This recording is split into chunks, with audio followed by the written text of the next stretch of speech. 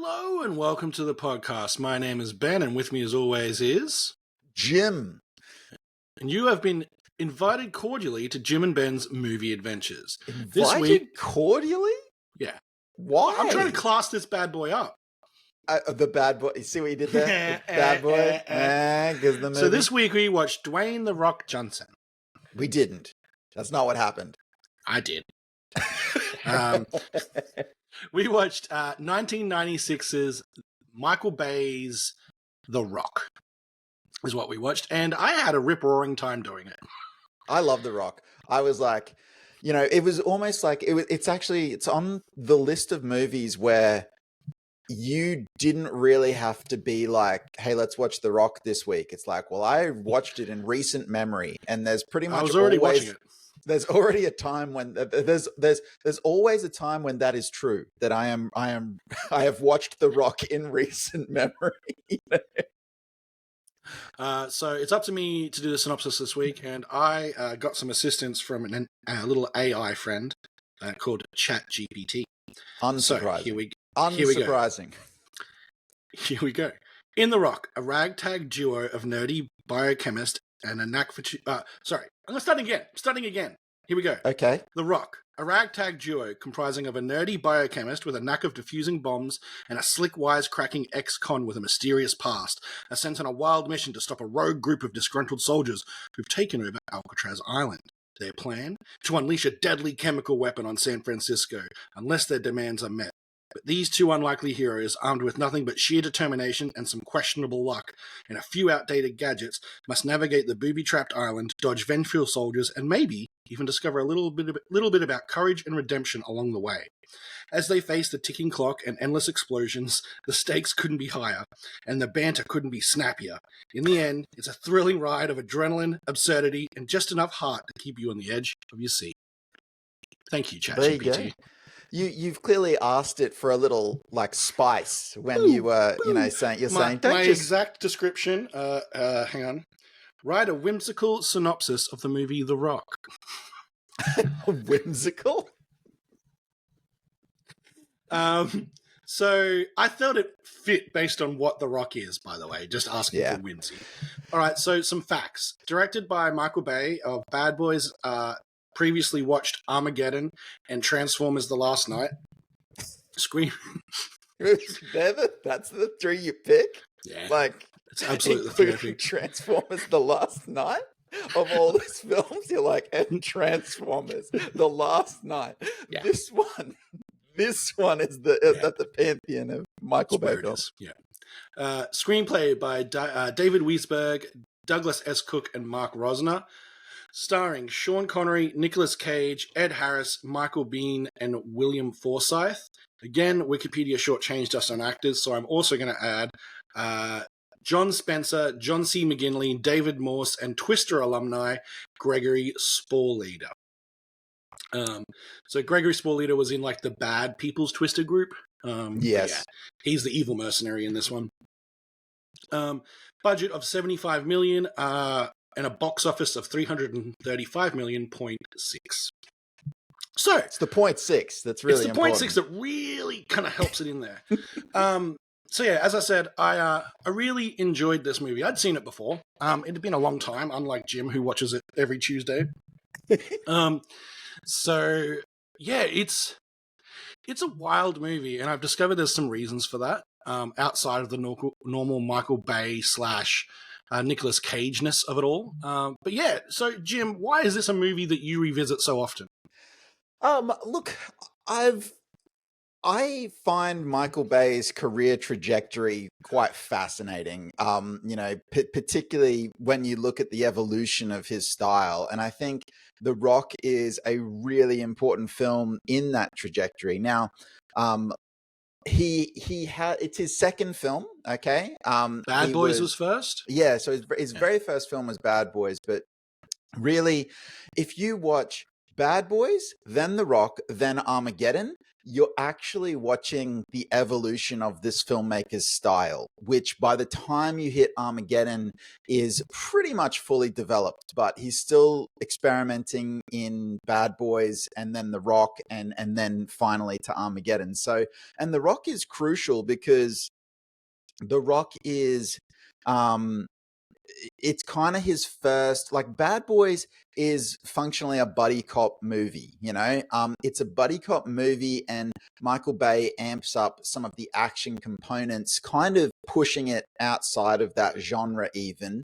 um, but it's not till you get to The Rock where you actually have big high concept action movies of really the mid to late 90s, and this is like a massive film in that particular, you know, like zeitgeist of movie making. And it's what really launched Michael Bay onto the international scene as a filmmaker who could do this kind of movie. So this high concept action thriller with really big bombastic action set pieces and humor and just this wacky style that it's really like so many of his hallmarks as a filmmaker we see for kind of the first time here. Like, again, he was playing with them in Bad Boys, but here is like, you know, there's a shot, and I don't know if you remember it, but Nicolas Cage, after the car chase, he stands up, and it's really pretty much the first fully formed Michael Bay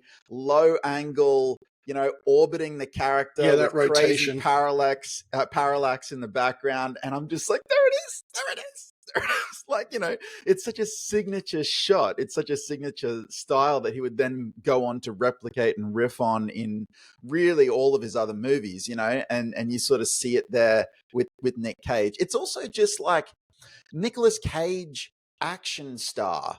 It Oh, it was a step begins, for him too, right? Like, yeah, begins with this movie. Like, you he know, was frustrated with press and things like that that said he couldn't be that. So he's like, all right, I'll do it. And I'll do it my way in the weirdest way possible. yeah, And he crushes it. Like that character doesn't exist on paper. There's no way that character exists on paper. That's all Nicolas Cage. And it's all him making up weird lines for sure. Like, I know, for example, in the script, his character swears a lot, but he made a choice not to swear, except I think once in the film. And that's why you get all these weird kind of like by the hammer of Thor type things. Like, he kind of like throws out those weird kind of nerdy swears, if you will. And it's just like, what other movie would the main character finish off by finding out who killed JFK in a microfilm other than a Nicolas Cage action movie? yeah. And that has nothing to do with the plot other than a really small side bit of that's why Sean Connery's character was in jail. He had those secrets. It also it's this interesting phenomenon where if you look at, you know, the earlier Michael Bay movies, they weren't yet being written as Michael Bay movies. They were No. being written as action movies that are for a director. And then Bay comes in and sort of puts his own spin on them, which in a weird way, for me, kind of makes them better than a lot of Way the better. later movies. Because, like, you know, for instance, these earlier ones, you know, your Armageddon, your The Rock, Bad Boys, like, there's humor in them, but the scripts are written, you know, much straighter. And then he comes in and adds a lot of the sort of, you know, wacky humor to it. And you kind of go, well, cool. But then it almost gets to a point where once writers start leaning into that, it kind of makes the movie almost farcical a little bit because it's, you know, it's right on the edge already. And even when It's he's close just to parody.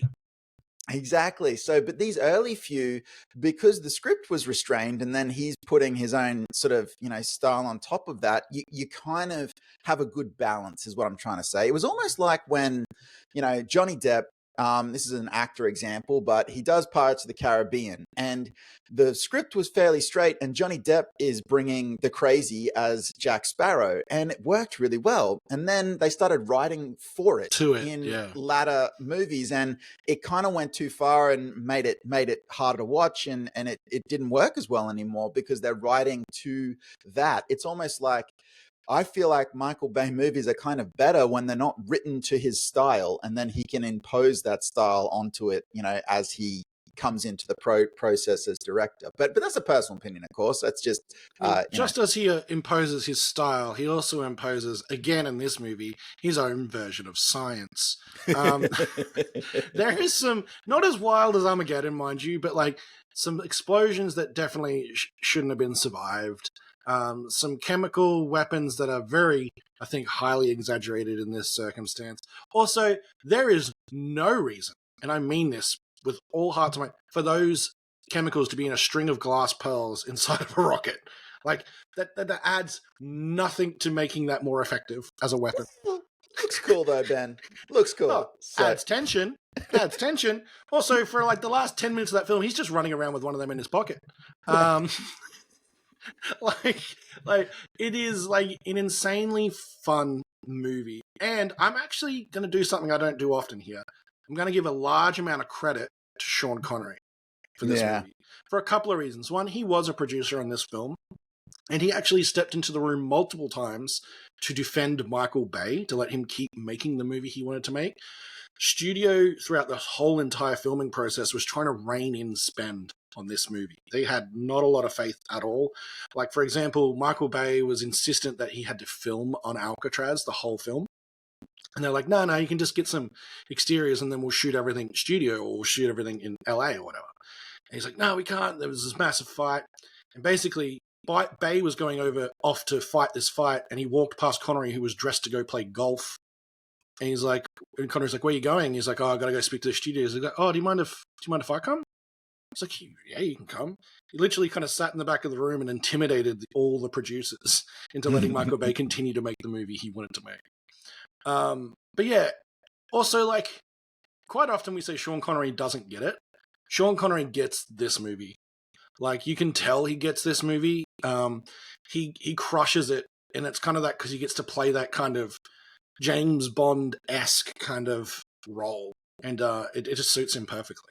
Yeah, Connery understands this type of film. Like he's often been criticized for not understanding certain types of films, but this film he gets. Yeah. And I've of course heard that story told many times as well. Of Connery coming into bat for Michael Bay in this one, because this will blow your mind, Ben. But Bay was like 8 years younger than we are right now when he made this movie. Do you know what I mean? So he's not like, he's a very young filmmaker in the sense that it's a huge production.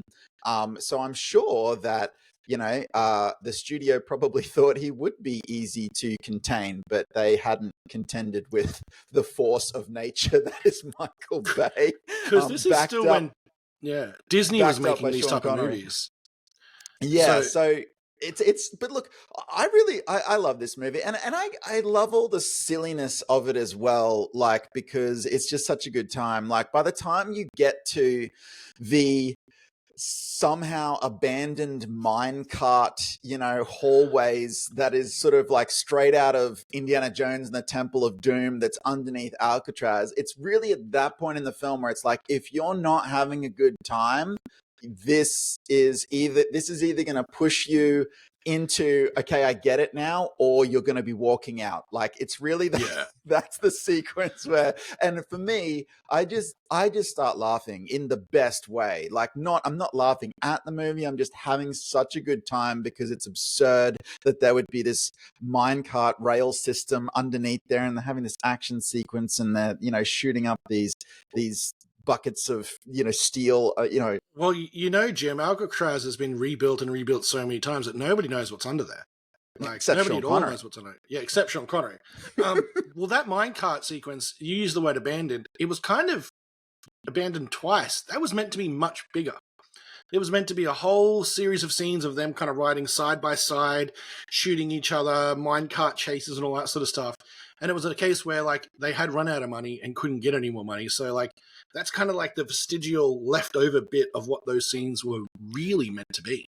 And that's the kind of, budgetary constraint that I love because I think it makes the movie better. I think there is exactly the right amount of minecart in the Yeah. film, like it more would have just been ludicrous. And it's sort of something where it really only happens to filmmakers early in their career where they don't have the same clout and they have to really fight for stuff. And sometimes they lose. And sometimes that actually makes the movie better. And of course, like, I'm now judging a version of the film that doesn't exist, but I'm saying, in my opinion, I think what they ended up with is the right balance there. So it's also just like this film has some, Michael Bay shots that have never been outdone. Do you know what I mean? Yeah. Like even by himself, like there's nothing more epic than Nicolas Cage, two green flares, kneeling on Alcatraz, sunset,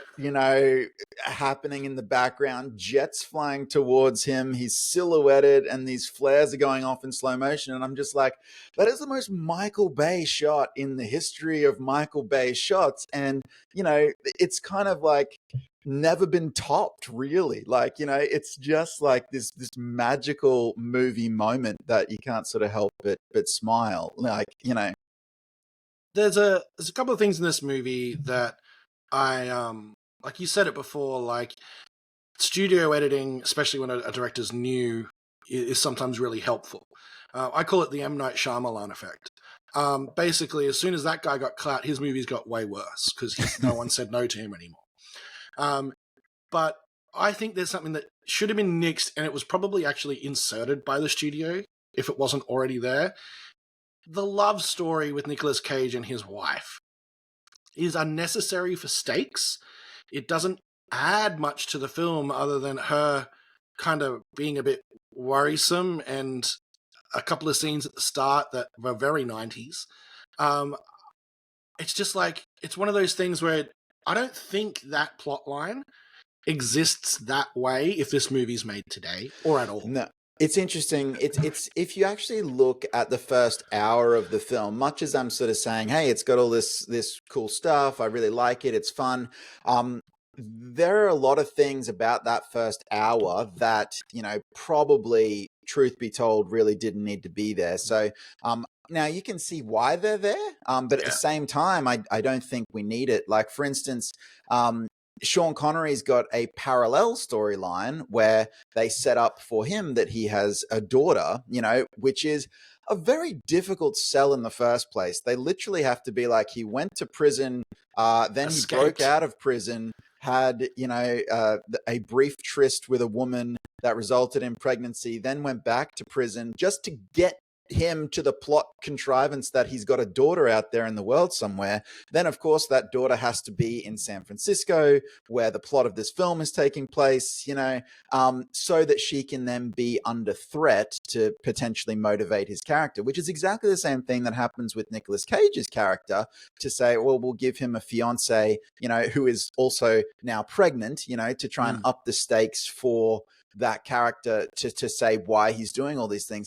But the truth is, we actually probably don't need either of those two things because they're going to destroy a city with, a biological weapon. The stakes are kind of high enough already. So, and I would also kind of argue that, it's probably better to get to Alcatraz faster in this film, whereas that first hour, putting in both of those subplots for the two main characters, plus all the other setup we have to do, kind of slows that down. So, they are sort of two subplots that in my opinion, we probably don't need in the film. Yeah. But again, like, it doesn't hurt terribly. It just makes it take a little longer, So, and of course, we wouldn't get our edited to within an inch of its life car chase sequence without some of the Sean Connery subplot there with his daughter. Real early kind of Transformers stuff there, like some yeah, And look, there's a refinement of that style in later Michael Bay films as well. But here you can really see like they're just putting the camera inside the set of the car and shaking it like crazy while the car's most of the time not actually moving, blowing out the background with white light, and hey presto, it's a car chase, you know. Now They're a step away from just the character going. Yeah, exactly. If you're listening to it on audio, Ben's making hand gestures about just rotating the steering wheel. But look, that said, that's the interiors, that's the actors' close-ups. There is some really impressive stuff when we look at stunt work in that car chase. You know, stunt-wise, this film's actually pretty impressive all around. Even some of the character stunt work is pretty cool. Like, for example, the explosion that happens in the tunnel when they're trying to flush Sean Connery and Nicolas Cage's character out. Real explosion, and they really were underwater for it. They had safety divers off to the side out of the shot, and it took a lot of convincing to get them to do it to get that shot, but it looks awesome. Like, it looks really cool for that era of film. It's also okay, so, like, oh, sorry, go, if you can handle it, some nerd technical stats, you know, with early sort of Michael Bay career progression, right? So, Bad Boys from 1995 is shot on Super 16 millimeter film, which is a fairly low gauge film stock, you know, lower quality. We don't have, you know, a lot of the big. There's a format called anamorphic, which, you know, involves it covers both the lens choice as well as the aspect ratio of what you're seeing. And we're not seeing that yet in Bad Boys, you know. And then we look at The Rock, and now we step up to Super 35 millimeter, which is a larger format for film. And we move into the anamorphic aspect ratio, but we still don't have an anamorphic lens kit on it. We're not seeing lens flares yet. Like in The Rock, we don't actually have the Michael Bay lens flares yet. And then you look at the progression and you move to Armageddon in 1998, and now it's full Bay, right? We're shooting full anamorphic 35 millimeter, you know, with anamorphic lens kits, with the flares everywhere. And we've just got this progression of the style. And I kind of just love that you can chart that over these three movies, you know, 1, 2, 3, like, you know, and we sort of see the evolution of this filmmaker's visual style, which has become so important to the look of a Hollywood action movie even today, you know, in the modern era. Like, so I just love that. I love nerding out about that kind of stuff as we sort of see the progression over this 3-film package, and this one right in the middle. I want to talk about something that we don't get a lot of in films. You get more of it in kind of comic books and books in general, but villain motivation. So a lot of times in these sort of movies, the motivation is I want money, or the motivation is I'm crazy, I just want to blow stuff up. They do attempt in this film to give the villain a more human motivation, even though he approaches it in an insane and unhinged way. So in this movie, the villain is played by Ed Harris, who I think does a fantastic job. I don't think he does a bad job in anything.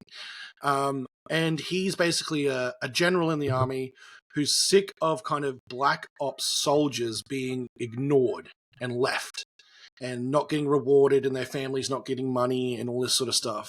And he's kind of snapped over it, and he's basically doing this whole thing for like $100 million where he's going to dispense that to those families and then keep a bit for himself and his men to run away with.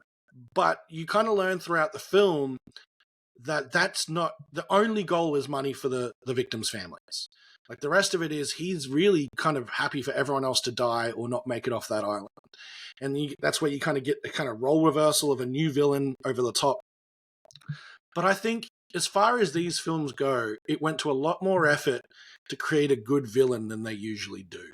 You don't really get a good villain like this in movies unless it's like a Die Hard, maybe like Die Hard 1 or 3 or something like that. But yeah, I really enjoyed Ed Harris's character in this film.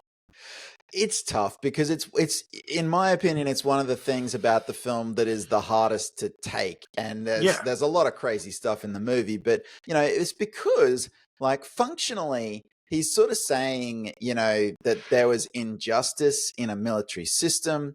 And he's also saying we want to, I can't take it anymore, and I want to get these people the money, and I want to expose this. But at the same time, he's also saying, well, it's just a bluff.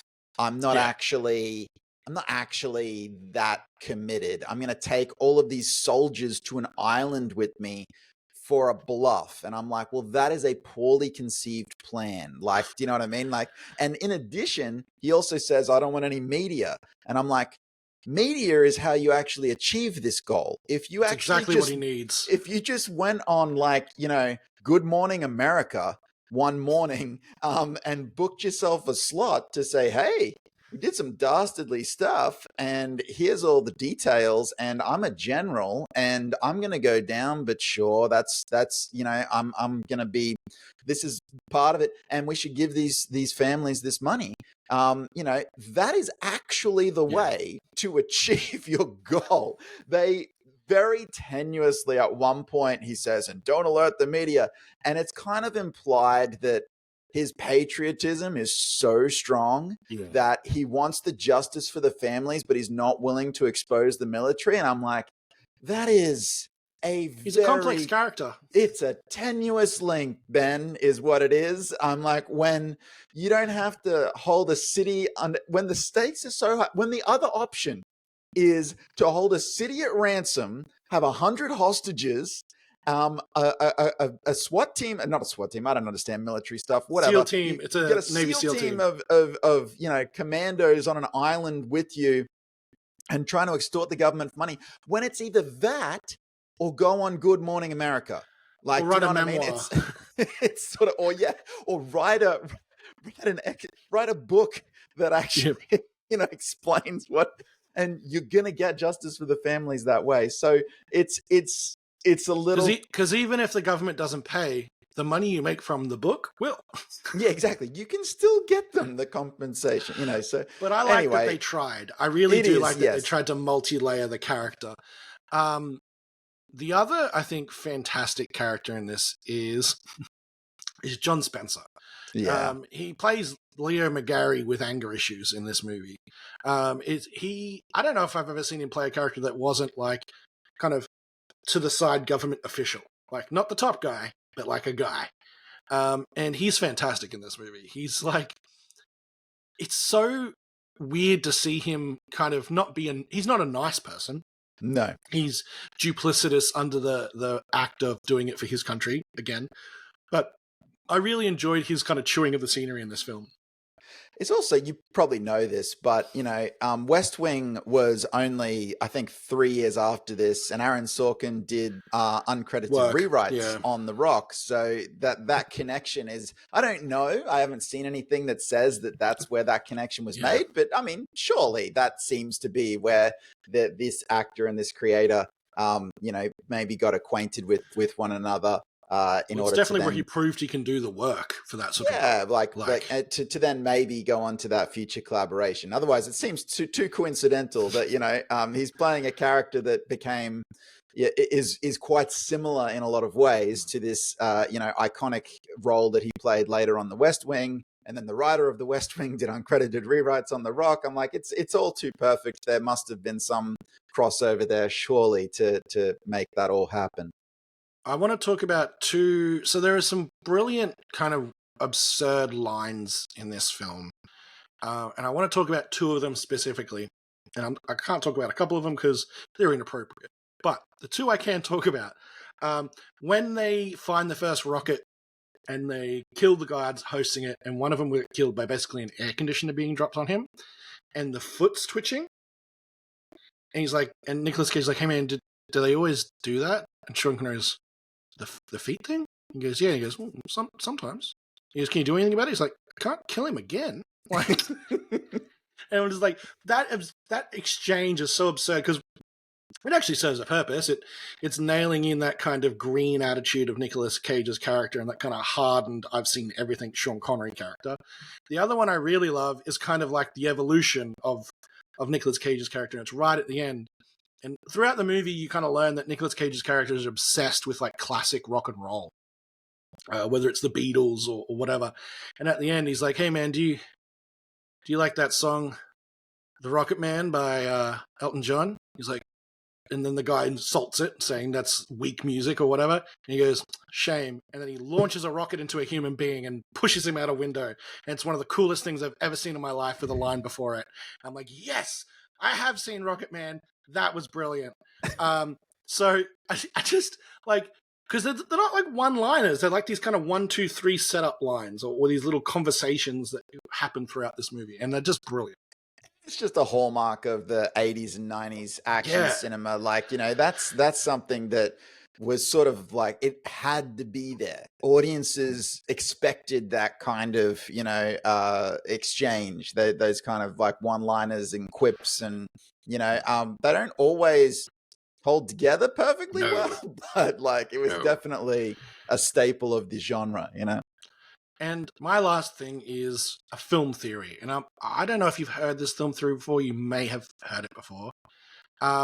This is, in some people's eyes, an unofficial sequel to Sean Connery's Bond character. Because both of them served in the SAS. Both of them did covert missions throughout the world. And the theory is that James Bond attempted this mission to steal these secrets from J. Edgar Hoover, gets caught, his country disavows him, like they pretend he doesn't exist, and James Bond gets locked up in prison for 30 years. And he doesn't give away his country, he does the James Bond stoic thing, he breaks out, seduces a woman, has a kid, gets locked back up. It is the most James Bond thing you could ever think of. And this is kind of like that unofficial sequel to that, in that it's still just James Bond as an old man doing his thing. And I love it. I have heard that. And look, I don't mind that as a theory. It's also Pure tough. fan theory. It's tough, though, because it's also like, well, Bond wouldn't get caught and locked up for that length of time. Like, that just never would happen. And then he wouldn't get caught again. Do you know what I mean? After he breaks out. So, the James Bond fan in me goes, I get it, and it is cool, but Bond would not get caught twice, and he wouldn't just sit, James Bond has been caught many times throughout his life.